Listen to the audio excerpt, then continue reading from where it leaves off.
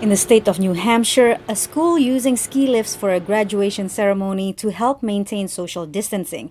Just one of the creative measures American schools have taken during the pandemic. But beyond pomp and circumstance, American schools may soon reopen for a new school year.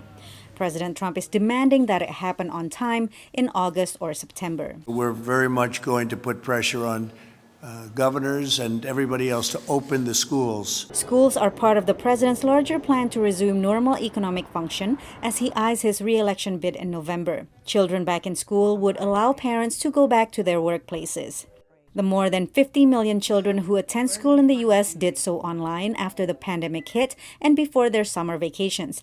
The American Academy of Pediatrics has recommended they return to school in some form to keep them from falling behind, a recommendation supported by infectious disease experts. I think most of us agree that we have to open up our schools again this fall, but we'll see exactly how to do it.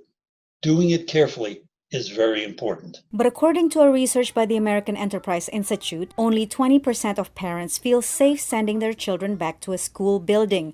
Republican parents are twice as likely as Democrats to feel okay doing so. Mixed messaging from federal and state officials on precautions such as masks have contributed to parents' anxiety. Reopening of schools isn't just purely a decision that's made by governors and superintendents and principals and teachers. It's a decision that parents have to participate in as well. They have to trust that the schools are putting in place the protections that are going to keep their kids safe. And the problem is when you have conflicting guidance, it creates this untenable situation for parents to try to make a decision with varying types of conflicting guidance on whether or not a school should do X, Y, or Z. While the coronavirus rarely causes illness in children, there is concern they may transmit the virus to family members like they do with the flu. We don't know that yet about the COVID virus. Does it really infect the children and they can transmit it?